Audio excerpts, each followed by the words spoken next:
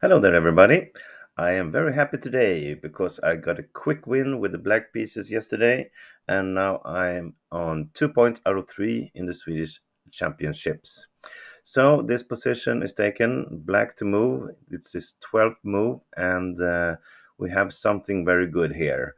I think with that information, it's probably easy for you to find, but give it a go, pause the video, and see if you can find out how black is continuing from here. Go ahead. And welcome back. Well, here we go.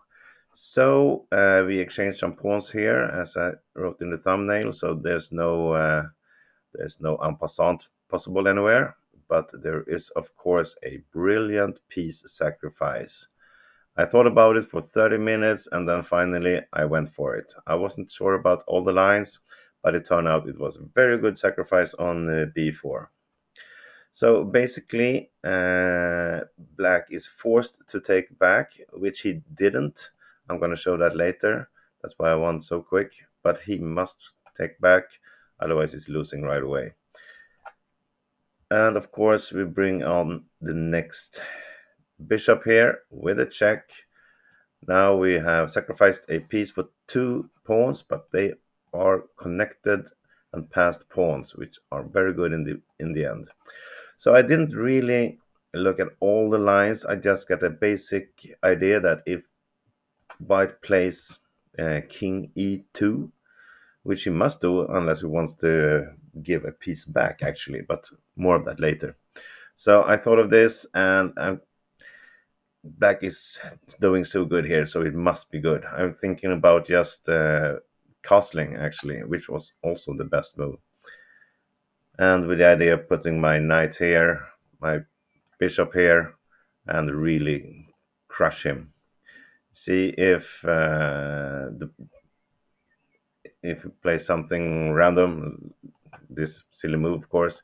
I mean, something like this, it's a check, and the king cannot go anywhere because we are protecting these squares. So it's really, really good for black. Actually, black can also play bishop d5 directly without castling. With the same idea, if this one moves, we can put the queen here. But white has some defense. He can exchange here first, and either we take with the queen or the bishop. He's going to play queen b1 to protect here, attack this, and if that moves, he can take on b5 with a check. So it's still winning for black for sure, but it's better to just castle and get away from that line. Okay, so now for I would call the main variation. Black needs to put a knight down here to block my check. Probably it's the best to move this knight, so you want to keep the protection on d4. And this is where I was thinking about, and I wasn't done thinking, but my plan was to play c3. And if this knight moves somewhere, of course, we have c2 with the discovered check, and the queen is lost.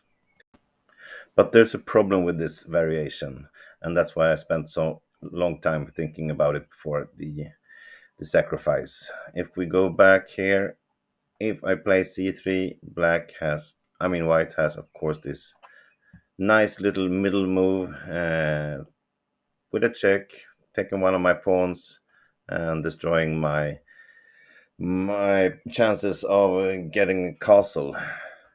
I thought about this, and I think I'm still ahead here. I would have played king e7. White will castle. I take this pawn, and I think black is a little bit ahead. We can exchange. I got my piece back, and but if he takes the pawn, then we're equal. But rook to d8 could be good, or maybe queen d5, attacking here and attacking this pawn. I got the bishop pair.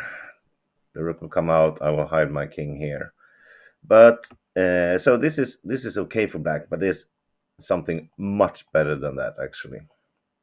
So After the knight goes back to d2, I should not play c3. I should just keep this plan to the next move and instead castle.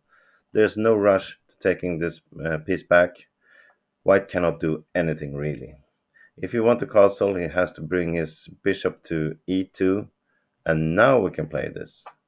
It's still a threat, and there's no threat of taking on b5 anymore.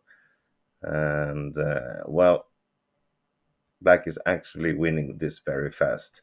So it was a fantastic sacrifice. I hope I would have found this position because it would have been 2-3 more moves and not just throw out c3, but instead do the castle and finding this variation. I hope so. I don't know for sure if I would have found it. It could have been a more interesting game, but this is how it went. So, no, this is how it went. Let's go back. So after I take, White saw all of this, of course, and he was very scared. So he decided to try something else, which was actually pretty much losing directly. He wanted to exchange the rooks first, and this is easy win for black because I simply take back and I'm attacking the knight on e4. I'm still a pawn up, and well, if it takes here, I will of course take here with a check and then take there with a check. I'm 2 pawns up and they are connected and passed, so it's really winning. He tried the last defense here to move his knight first, attacking here, but I'm happy to just sacrifice not sacrifice, to exchange this one. Of course, he needs to take back here. I cannot take this, and I will take with a check. And now I finished off with, which was just the second best move. I thought it was winning right away, and that so did white. He resigned here after queen e4 check. It is winning, but it was even better to move the knight back first. Now my plan is, of course, if we continue, you play bishop e2, it's the best, but I can get a check, destroy his castling rights. And I was thinking to take here, but actually, well, I can play queen d6 and struggle. So best here is just to castle and be happy. I'm 1 pawn up, but his pieces are really in bad places. This pawn will fall, and it's +3, something like that for black. So white didn't want to go through this, so he simply surrendered after queen e4, meaning I won this in only 15 moves. So I'm happy. I'm 2 out of 3 now, and I'm going to keep on playing this tournament, and I hope we can see more nice games further down the line. All right. Thank you for watching this, everybody. I'll talk to you later. Bye-bye.